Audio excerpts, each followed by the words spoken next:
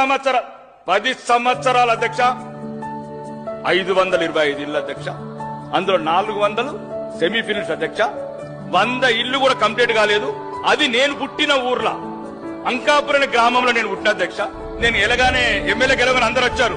10 సంవత్సరాల చిల్లున్నది, 10 సంవత్సరాల చిల్లు 88 ఇళ్ళు అధ్యక్ష.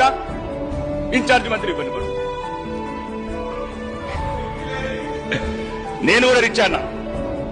నేను ఊరికొక్కరు రిచ్ అనేటువంటి అందరు పేదవాళ్ళందరూ రిచ్ గారు.